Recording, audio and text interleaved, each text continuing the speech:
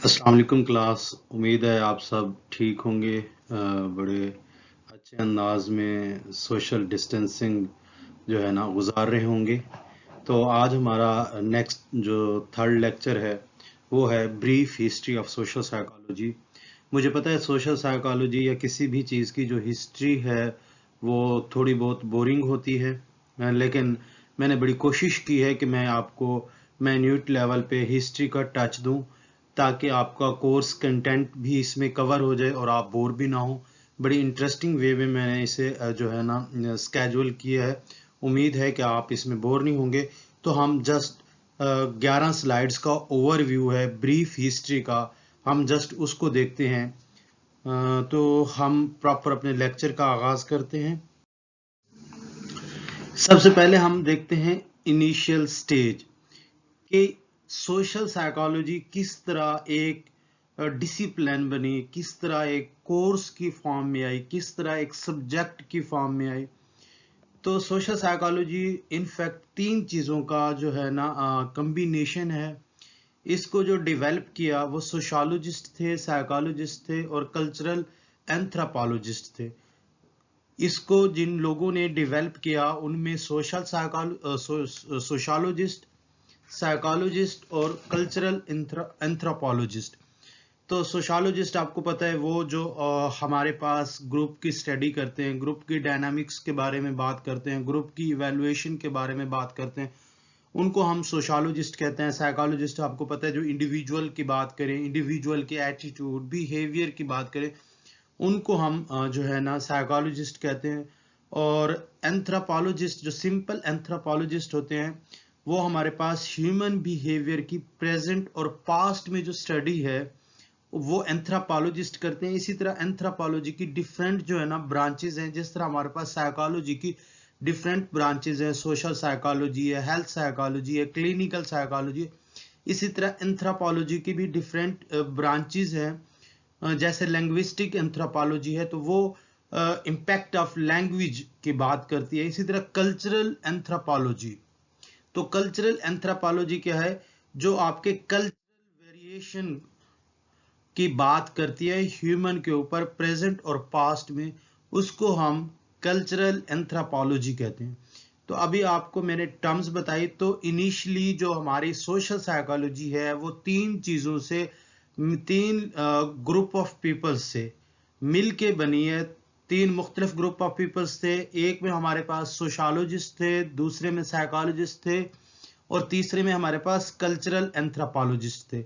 अब सोशोलॉजिस्ट का भी मैंने आपको बता दिया, साइकोलॉजिस्ट की भी बता दिया और एंथ्रोपोलॉजी का भी बता दिया, जो हमारी ह्यूमन बिहेवियर प्रेजेंट और पास्ट में स्टडी करते हैं। तो उसमें डिफरेंट टाइप्स हैं हमारे पास। मैंने लैंग्विस्टिक एंथ्रोपोलॉजी बताई।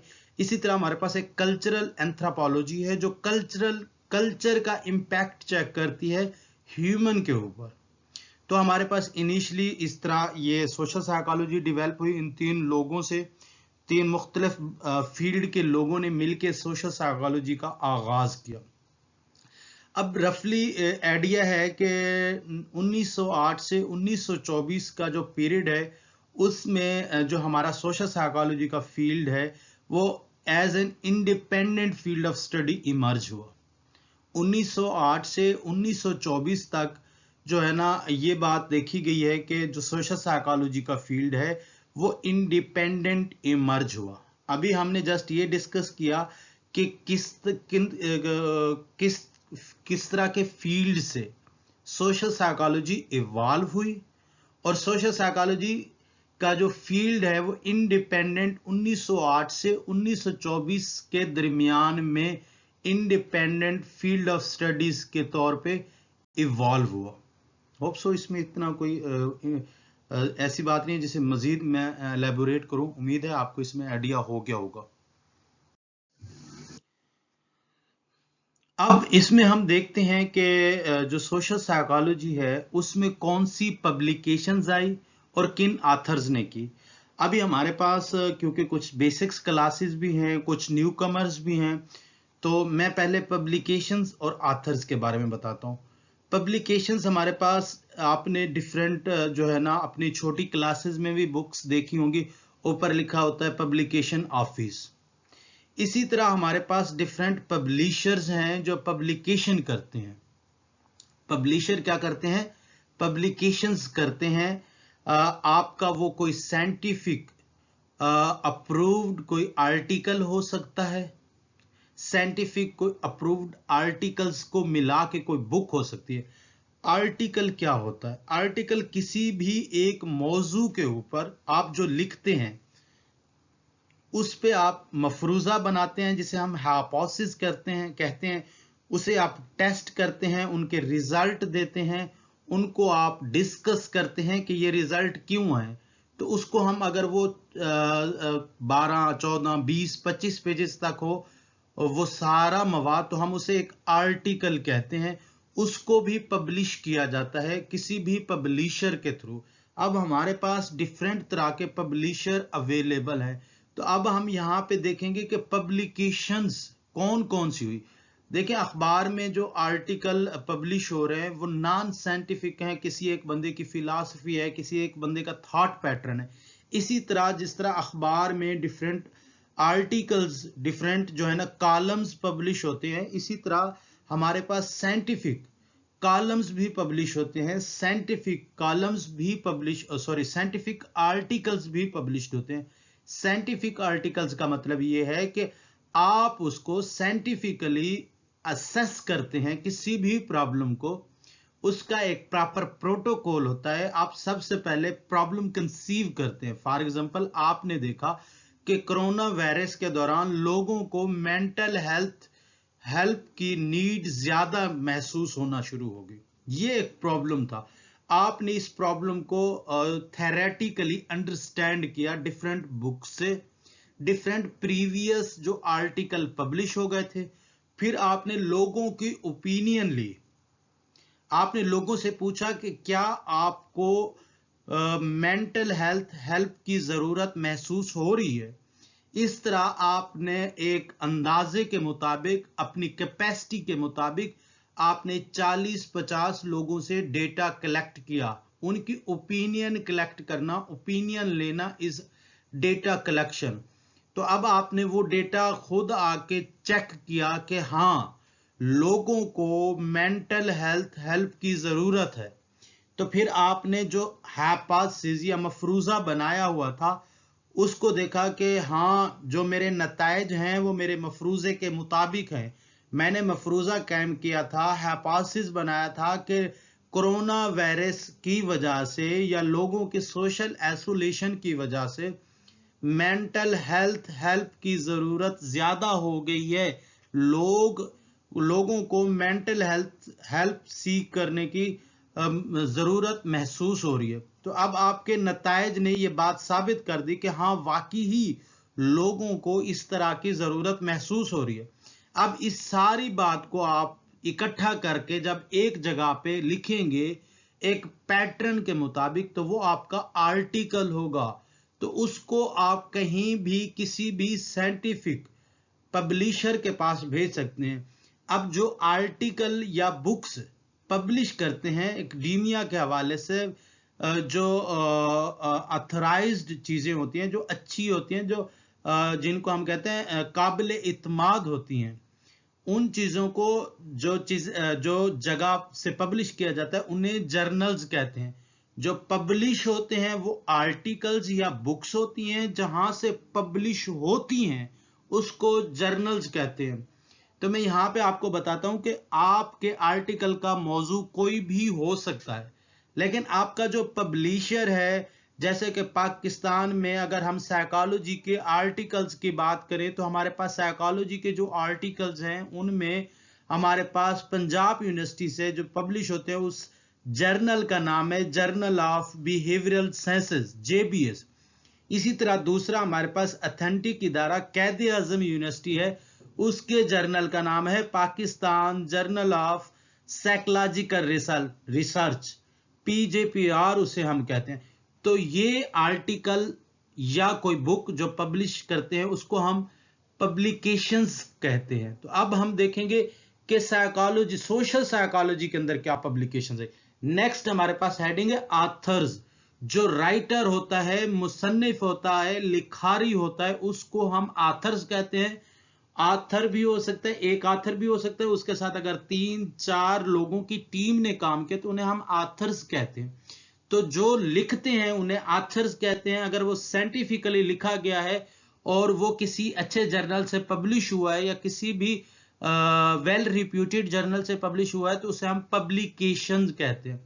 तो होप सो सिंपली आपको इस साइंटिफिकली प्रूव्ड मुसवदा जब छापते हैं तो उसे आप पब्लिकेशन कहते हैं और उस मुसवदे का जो राइटर होता है उसे आप आथर कहते हैं। होप सो यहाँ पे आपको आइडिया हो गया होगा। मैं नेक्स्ट चलता हूं। क्या हमारे पास कौन कौन से राइटर्स ने, आथर्स ने कौन कौन से टाइटल के साथ। टाइटल होता है उसका मौजू, जो आप मौजू के साथ टॉपिक, आर्टिकल या बुक पब्लिश करते हैं उसको हम टाइटल कहते हैं। तो हमारे पास मैकडोगल ने जो बुक जो राइटिंग की थी वो सोशल बिहेवियर और इंस्टिंक्ट्स के ऊपर 1908 में उसने कुछ चीजें लिखी थी मैकडोगल ने। उसके बाद हमारे पास आलपोर्ट ने सोशल बिहेवियर के ऊपर 1904 में पब्लिकेशंस की। 1924 में आलपोर्ट ने सोशल बिहेवियर के ऊपर डिफरेंट पब्लिकेशंस की। उसके बाद हमारे पास कैम्पबेल ने सोशल साइकोलॉजी के ऊपर प्रॉपर 2 बुक्स पब्लिश की, एक 1924 में और दूसरी 1930 में। तो ये थे हमारी जो इनिशियल पब्लिकेशंस और उनके ऑथर्स के नेम जिन्होंने पब्लिकेशंस करके इस फील्ड को एक इंडिपेंडेंट फील्ड जो है ना बनाने में अपना किरदार अदा किया। होप सो यहां तक आपको आइडिया हो गया होगा। नेक्स्ट मैं स्लाइड पे चलता हूं। उसके बाद हमारे पास मैच्योरिटी की स्टेज आती है। पहले हमने इनिशियल स्टेज देखी, अब मैच्योरिटी की स्टेज है। इसके बाद हम देखेंगे प्रेजेंट इरा में क्या हुआ है। तो पहली स्टेज हमारी खत्म हुई। इनिशियल स्टेज में हमने देखा कि किस तरह सोशल साइकोलॉजी डेवलप हुई, किन फील्ड के जो पर्सोनल्स थे, लोग थे, उन्होंने मिलकर सोशल साइकोलॉजी इवॉल्व की। और सोशल साइकोलॉजी की इनिशियल पब्लिकेशंस और उनके ऑथर्स कौन कौन से थे वो भी हमने देखे। 3 हमने, वैसे तो बहुत ज्यादा थे, मैंने 3 उनमें से जो मोस्ट सिग्निफिकेंट थे उनको देने की जो है ना देखा कि जरूरत महसूस की और मैंने वो दी। अब मैच्योरिटी स्टेज क्या है। अब इसमें अगर हम बात करें मैच्योरिटी स्टेज की तो कैम्पबेल की जो पब्लिकेशन थी सोशल साइकोलॉजी के ऊपर वो बड़ी ही जो है ना हेल्पफुल रही। और इसकी मैच्योरिटी की स्टेज को हमने 1930 से 1990 के इरा के दरमियान डिवाइड किया है। सबसे पहला इरा जो मैच्योरिटी में आता है इनिशियल स्टेज के बाद वो 1930 का है, फिर 1940 टू 50 का है, 1960 का है, 1970 का है और उसके बाद 1980 टू 1990 का है। तो अब हम 1 by 1 इस इरा को देखेंगे कि इस इरा में कौन सी ऐसी चीज सिग्निफिकेंट इवॉल्व हुई जिसको हम डिस्कस करें। वैसे तो हर इरा में बहुत सी चीजें इवॉल्व हुई, लेकिन उसमें मोस्ट सिग्निफिकेंट कौन सी चीज थी जिसकी हमने जरूरत महसूस की और जिसको हम इंपॉर्टेंट समझ के इस जगह पे डिस्कस करेंगे।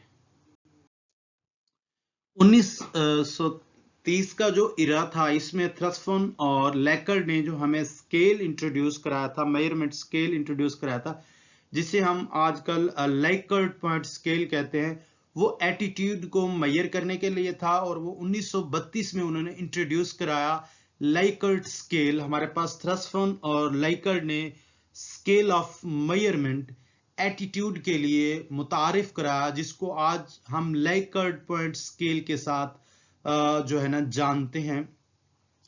एटीट्यूड यहां पे है, मेजरमेंट ऑफ एटीट्यूड। एटीट्यूड क्या है? एटीट्यूड किसी भी चीज के बारे में जो आपका ख्याल है, ओपिनियन है, इवेलुएट करते हैं, वो आपका एटीट्यूड है उस चीज के बारे में। लेट्स सपोज आप एथनिक ग्रुप को क्या समझते हैं, आपके मुताबिक नॉन मुस्लिम क्या हैं, आपके मुताबिक सेक्ट के लोग क्या हैं, ये आपका उन लोगों के मुताबिक लोगों के बारे में एटीट्यूड है। तो इस एटीट्यूड को मेजर करने के लिए हमारे पास थ्रसफोन और लेकर्ड ने measuring instrument scale of measurement दिया था 1932 में। स्केल ऑफ मेजरमेंट एटीट्यूड को मेजर करने के लिए थ्रसफोन और लेकर्ड ने 1932 में हमें इंट्रोड्यूस कराया था scale of measurement to assess the attitude of a person or group of people toward an individual or toward total group members। तो हमारे पास, अच्छा यहाँ पे एक और बात मैं बताता चलूं कि थ्रसफन और लाइकर्ट ने जो हमें स्केल ऑफ मेजरमेंट दिया था उसको भी हम लाइकर्ट स्केल कहते हैं। जब भी हम किसी का एटीट्यूड मेजर करने के लिए बात करते हैं तो वो लाइकर्ट स्केल पे हम मेजर करते हैं। तो थ्रसफन और लाइकर्ट ने स्केल ऑफ मेजरमेंट हमें दिया था एटीट्यूड को मेजर करने के लिए। उसके बाद 1934 में हमारे पास मोरिनो ने सोशियोमेट्री दी थी। सोशियोमेट्री क्या है? सोशियोमेट्री दरअसल लैटिन वर्ड है, लैटिन दो वर्ड की कॉम्बिनेशन से मिलके बना है। पहला जो है सोकस मीनिंग कंपेनियन यानी कि आपका साथी, और मैट्रम मीनिंग मेजर। तो यहाँ पे आपके ग्रुप में एक इंडिविजुअल की जो रिलेशनशिप है ग्रुप के साथ या ग्रुप का एक पर्सन के साथ, जब हम क्वालिटेटिवली असेस करते हैं, मेजर करते हैं, तो उसको हम सोशियोमेट्री कहते हैं। और ये मोरिनो ने हमें 1934 में इंट्रोड्यूस कराया था। 1932 में हमारे पास थ्रसफन और लाइकर्ट ने लाइकर्ट स्केल दिया था जो कि एटीट्यूड को मेजर करता था। नेक्स्ट हमारे पास क्या आ गया? सोशियोमेट्री का कंसेप्ट। ये क्या था? कंपेनियन की जो मेजर्स हैं, रिलेशनशिप के जो मेजर्स हैं, उसका कंसेप्ट था कि अगर हम वो क्वालिटेटिवली मेजर करें, एक पर्सन का ग्रुप में रिलेशनशिप क्वालिटेटिवली मेजर करें, उसे हम जिन असूलों के तहत करते हैं, जिन प्रिंसिपल की बेस पे करते हैं, उसको हम सोशियोमेट्री कहते हैं। तो ये हमें मोरिनो ने दिया था। उसके बाद हमारे पास मुजफ्फर शरीफ आ गया था। मुजफ्फर शरीफ ने हमें सोशल नॉर्म्स के बारे में बताया था कि सोशल नॉर्म्स क्या होते हैं। उसके बाद 1936 में हमारे पास एक इनकलाबी इकदाम हुआ था जिसमें हमारी साइकोलॉजी की पहली जो है ना सोसाइटी बनी थी, उसे society of psychological study of social issues, यानी कि जो सोशल इश्यूज थे उनको साइकोलॉजिकल प्रिंसिपल्स के तहत स्टडी करने के लिए एक प्रॉपर सोसाइटी बनाई गई थी 1936 में। और इसका जो बेसिक प्रिंसिपल था वो हमारे पास था कि सोशल साइकोलॉजी के प्रिंसिपल्स को यूज करना है और एक कॉमन लोगों के लिए ये बेनिफिशियल होना चाहिए। तो ये हमारे पास 1930 का इरा था। इसमें मैं एक ओवरव्यू आपको दे देता हूं। जनरली लाइकर्ट स्केल आया था एटीट्यूड को मेजर करने के लिए 1932 में।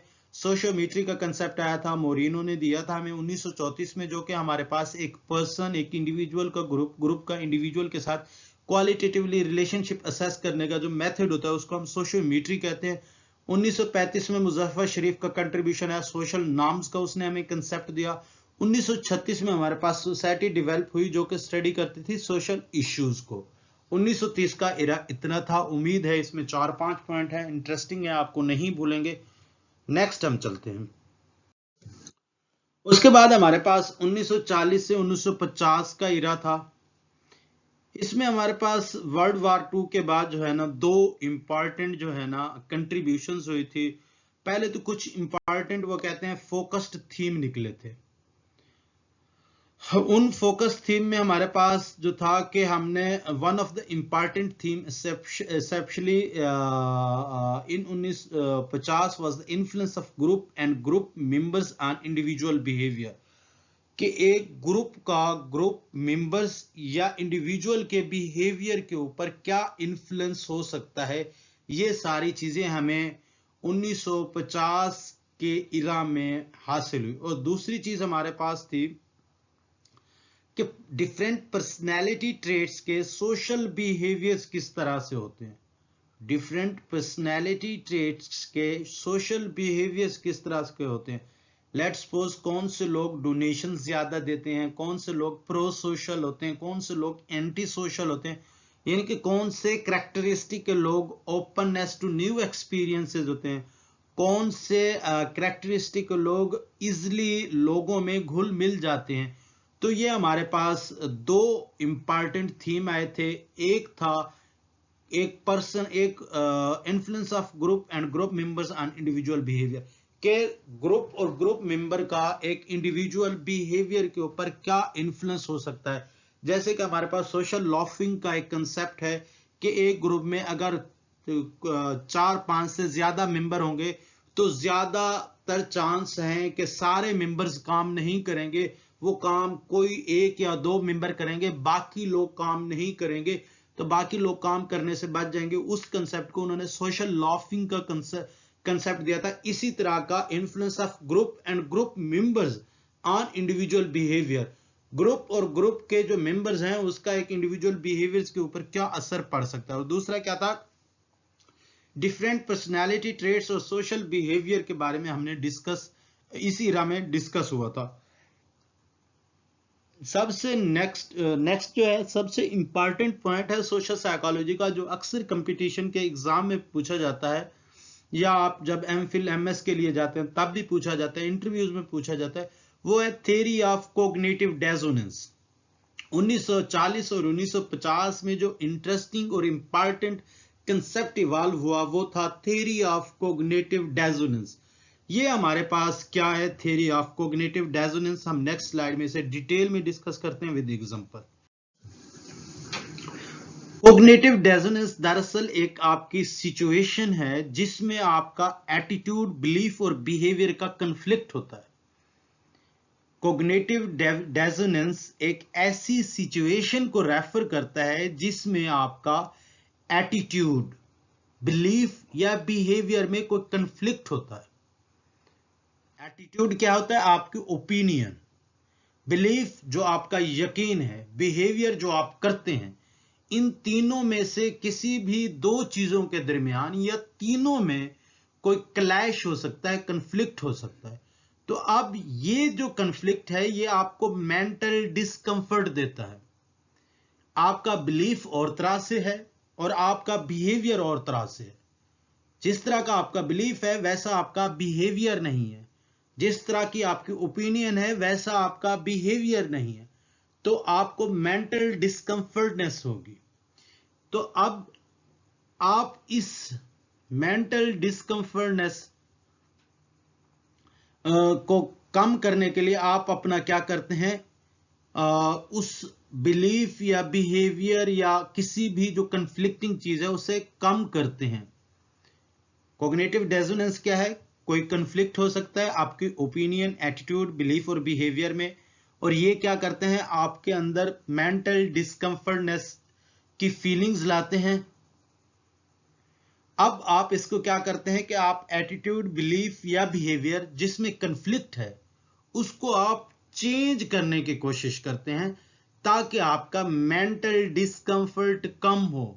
एक कॉमन सेंस की बात है कि अगर दो चीजों में क्लैश है, कंफ्लिक्ट है, तो वो मेंटल डिस्कंफर्टनेस लाएगी। फॉर एग्जांपल, आपका कंफ्लिक्ट है कि ये टीचर अच्छा नहीं है, ये आपकी ओपिनियन है, और आपका बिहेवियर है कि आप उसके साथ रिस्पेक्टिव वे में आते हैं, रिस्पेक्ट करते हैं। तो अब आपको ये मेंटल डिस्कंफर्ट लाएगी। तो अब आप क्या करेंगे, या तो आप टीचर की भी डिसरिस्पेक्ट करना शुरू कर देंगे, या आप अपना जो बिलीफ है, ओपिनियन है, उसको चेंज करेंगे। हाँ, टीचर ठीक है। तो अगर आपका बिलीफ, ओपिनियन और बिहेवियर में डिफरेंस होगा तो आपको मेंटल डिस्कंफर्ट होगी। तो जो मेंटल डिस्कंफर्ट को कम करने के लिए आप अपना बिलीफ या बिहेवियर चेंज करते हैं, इस सारे फिनोमेना का नाम कॉग्निटिव डिसोनेंस है। कॉग्निटिव डिसोनेंस समझ आ गई। कॉग्निटिव डिसोनेंस क्या है, कोई भी ऐसी सिचुएशन जिसमें आपका बिलीफ, एटीट्यूड या बिहेवियर, इन तीन चीजों में से किसी भी दो या तीनों चीजों में जो कंफ्लिक्ट होता है उसको हम, और उस कंफ्लिक्ट से आपको मेंटल डिस्कंफर्ट होती है, और उस मेंटल डिस्कंफर्ट को कम करने के लिए या तो आप अपना एटीट्यूड या आप अपना बिलीफ या बिहेवियर चेंज करते हैं। इस फिनोमेना को कॉग्निटिव डिसोनेंस कहते हैं। जैसे कि मैंने आपको एक एग्जांपल दी है। और नेक्स्ट, एक बंदे का बिलीफ है कि स्मोकिंग कैंसर कॉज करती है, ये उसका बिलीफ है, और वो चेन स्मोकर है। अब उसका बिलीफ और उसका बिहेवियर में क्लैश है, तो ये चीज उससे मेंटल डिस्कंफर्ट का शिकार करेगी। अब वो मेंटल डिस्कंफर्ट को कम करने के लिए या तो अपना बिलीफ खत्म करेगा कि स्मोकिंग कैंसर काज करती है, या वो अपना बिहेवियर खत्म करेगा कि हाँ स्मोकिंग कैंसर काज करती है इसलिए मैं स्मोकिंग कम कर दूं, स्मोकिंग छोड़ दूं। या तो वो ये करेगा कि बिहेवियर को बिलीफ के मुताबिक कर लेगा या बिलीफ को बिहेवियर के मुताबिक कर देगा। बिहेवियर को बिलीफ के मुताबिक करना है, अगर स्मोकिंग कैंसर काज करती है तो वो बिहेवियर क्विट कर देगा, स्मोकिंग क्विट कर देगा। अब दूसरा जो पॉइंट है कि वो बिहेवियर के मुताबिक बिलीव कर ले कि अब वो स्मोकिंग कंटिन्यू रखेगा और क्या करेगा कि स्मोकिंग कंटिन्यू रखेगा, बिलीफ चेंज करेगा, हाँ मुझे कुछ नहीं होता कैंसर क्योंकि मैं ये कर लेता हूं, मैं एक्सरसाइज कर लेता हूं तो मुझे कैंसर नहीं होगा। तो या तो वो बिलीफ के मुताबिक बिहेवियर करेगा या बिहेवियर के मुताबिक बिलीव करेगा। अगर नहीं होंगे दोनों एक दूसरे की मुताबिकत नहीं रखते होंगे तो कोग्निटिव डिसोनेंस होगी, डिस्कंफर्ट होगी उसे। उम्मीद है कि आपको कोग्निटिव डिसोनेंस का कंसेप्ट अच्छे से समझ आ गया होगा। नेक्स्ट हमारे पास है 1960s का इरा। इसमें हमारे पास बड़े इंटरेस्टिंग और मेजर टॉपिक इवॉल्व हुए। इसमें जिन टॉपिक पे ज्यादा अटेंशन फोकस किया गया वो attraction, love, aggression, violence, social perception and social exchange है। तो ये हमारे पास चलेंगे बड़े ही डिटेल में, हमने नेक्स्ट डिस्कस करने। तो ये 60s के इरा में टॉपिक थे जिन पे ज्यादा फोकस हुआ है। नेक्स्ट हमारे पास जो 1970s का इरा है उसमें हमारे पास सोशल, कोग्निटिव और इम्पैक्ट ऑफ इन्वायरमेंटल फैक्टर्स का ज्यादा देखा गया। इसमें जिन टॉपिक पे 1970s में दिया गया वो सोशल कॉग्निशन थी, एट्रीब्यूशन स्टाइल थे और इम्पैक्ट ऑफ इन्वायरमेंटल फैक्टर जिस तरह हीट होगी, नॉइज हो गया, क्राउडिंग होगी, सोशल बिहेवियर, इनका जेंडर डिफरेंसेस किस तरह हैं। सोशल कॉग्निशन, एट्रीब्यूशन होता है कि आप किसी भी चीज का जो है ना, कोई सक्सेस है, कोई फेलियर है, उसको आप किस तरह एट्रीब्यूट करते हैं, किस तरह उसको आप काज देते हैं। तो कहा जाता है कि अगर बंदा सक्सेसफुल हो तो और वो पर्सन की अपनी सक्सेस हो तो उसे वो पर्सनल एट्रीब्यूट करता है। अगर वो किसी दूसरे की सक्सेस हो तो उसे वो सिचुएशनल एट्रीब्यूट करता है। इसी तरह दूसरा कंसेप्ट है कि अगर पर्सनल फेलियर होता है तो उसे सिचुएशनल फैक्टर के साथ लगाता है। अगर वो किसी और का फेलियर हो तो उसे वो उसका शख्स का फेलियर कहता है। फॉर एग्जांपल अगर आप खुद टॉप करें तो आप सोचेंगे ये मेरी वजह से। अगर आपका क्लास फेलो टॉप करे तो लगेगा ये टीचर ने फेवर दिए, टीचर का चाहिता था, टीचर ने इन्हें एक्स्ट्रा क्रेडिट दिया है। ये है एट्रीब्यूशन स्टाइल कि आप उसके सक्सेस या फेलियर को जो रीजन उसके पर्सनल कैरेक्टरिस्टिक्स पे देते हैं या उसको किसी सिचुएशनल फैक्टर के साथ एट्रीब्यूट करते हैं। ये एट्रीब्यूशन स्टाइल्स हैं, हम इन्हें बड़ी डिटेल में डिस्कस करेंगे। इन सिंपल एट्रीब्यूशन किसी भी फिनोमिना की काज को आप बताते हैं कि वो पर्सनल है या सिचुएशनल है। और इसी तरह एनवायरमेंटल फैक्टर, हम हीट की बात करते हैं तो अगर आप इंटरेस्टिंग फ्रेंजिक में देखें तो फ्रेंजिक साइकोलॉजी में जिन इरा में जिन सीजन में हीट ज्यादा होती है और जिस एरिया में हीट ज्यादा होती है वहां पे उस सीजन में सबसे ज्यादा केसेस रिकॉर्ड होते हैं, क्राइम केसेस, क्योंकि लोगों में लो फ्रस्ट्रेशन टॉलरेंस हो जाती है, लोगों की कुव्वत बर्दाश्त खत्म हो जाती है।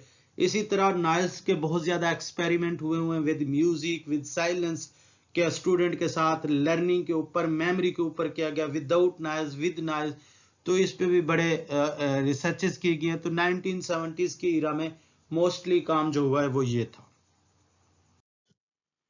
नेक्स्ट हमारे पास 80s और 90s का जो इरा है इसमें हमारा ज्यादातर application of socio psychological knowledge का इरा समझा जाता है, जिसमें हमने अप्लाई किया सोशल साइकोलॉजी को, साइकोलॉजी के प्रिंसिपल को, नॉलेज को, और हमने ये अप्लाई किया हेल्थ सेक्टिंग में, एजुकेशन में, ट्रेड में। तो इस तरह के जो हमारे सोशल साइकोलॉजी के कंसेप्ट थे वो हमने जो है ना अप्लाई किए। इसको हम बड़ी डिटेल में पढ़ेंगे। हमारे पास बड़े इंटरेस्टिंग टॉपिक हैं, कंप्लायंस है, ओबीडियंस है, इसी तरह हमारे पास different foot in the door phenomena है, डिफरेंट हमारे पास फिनोमिना है। तो हम देखेंगे किस तरह एप्लीकेशन हुई। तो ये हमारे पास मैच्योरिटी के लास्ट स्टेजेस है 80s और 90s में। अब हमारे पास इतना ज्यादा नॉलेज हो गया था कि अब हम उसे एप्लीकेशन की तरफ गए। एप्लीकेशन होता है किसी भी प्रॉब्लम को रिजॉल्व करने के लिए, आप किसी भी सब्जेक्ट के जो प्रिंसिपल्स काम करते हैं, इनफैक्ट आप उसी सब्जेक्ट की एप्लीकेशन कर रहे होते हैं, तो उसे हम अप्लाइड नॉलेज भी कहते हैं। तो नेक्स्ट हम देखें प्रेजेंट एज हमारी सोशल साइकोलॉजी की क्या है। प्रेजेंट एज में हमें पता है कि सोशल साइकोलॉजी एक फुल फ्लैज सब्जेक्ट के तौर पे इवॉल्व हुआ है और ये ह्यूमन मैनकाइंड की वेलफेयर के लिए कंट्रीब्यूट कर रहा है और ये अदर फील्ड ऑफ नॉलेज में भी अपना रोल प्ले कर रहा है। और सबसे इम्पॉर्टेंट बात, किसी भी सब्जेक्ट की विदाउट रिसर्च पॉसिबल ही नहीं है। किसी भी सब्जेक्ट की अगर रिसर्च, तहकीक या मुहक्किक ख़त्म हो जाए तो आप उस फील्ड की इनफैक्ट मौत समझते हैं। तो इसलिए हर फील्ड में बेहतरी मज़ीद लाने के लिए रिसर्चर अपना रोल प्ले करते हैं। तो प्रेजेंट इरा में सोशल साइकोलॉजी बहुत एडवांस लेवल पे चली गई और इसमें कहा जाता है एज यूजुअल, जिस तरह बाकी सब्जेक्ट में कंप्यूटर की एडवांसमेंट का बड़ा रोल है, तो सोशल साइकोलॉजी में भी जो कंप्यूटर के एडवांसमेंट है उसका बहुत बड़ा रोल है। उम्मीद है कि आपको ये सारी चीज़ें इजीली समझ आ गई होंगी। तो मैंने इनिशियल एज पढ़ाया, उसके बाद मैच्योरिटी के हमने कुछ ड्यूरेशन देखे और तीसरा हमारा बिग जो कंसेप्ट था, मेजर कंसेप्ट था, वो प्रेजेंट एज था। अगर आप इसको पढ़ें तो 3 चीज़ों में कन्वर्ट करके पढ़ें, इनिशियल स्टेज, मैच्योरिटी स्टेज और प्रेजेंट एज, तो आपको उम्मीद है आसानी से समझ आ जाएंगी। तो